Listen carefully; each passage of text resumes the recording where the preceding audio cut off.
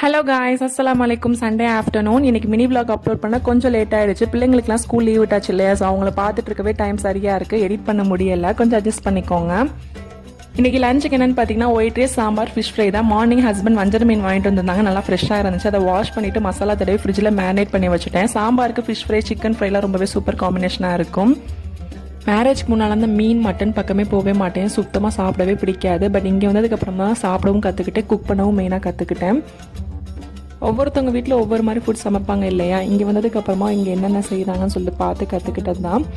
நான் எப்படி சாம்பார் வைப்பேன்னு பார்த்தீங்கன்னா ஓப்பன் பாட்டில் தான் பருப்பு வேக போடுவேன், குக்கரில் போடவே மாட்டேன். ஓப்பன் பாட்டில் வச்சு செஞ்சு பாருங்கள், கொஞ்சம் டேஸ்ட் டிஃப்ரெண்ட்டாகவே இருக்கும். இன்றைக்கி கொஞ்சம் டைம் ஆனனால குக்கரில் ஒரு விசில் வச்சு எடுத்துகிட்டு விசிலை போக்கிட்டு காயல்லி போட்டு சாம்பார் தாளிச்சிட்டேன்.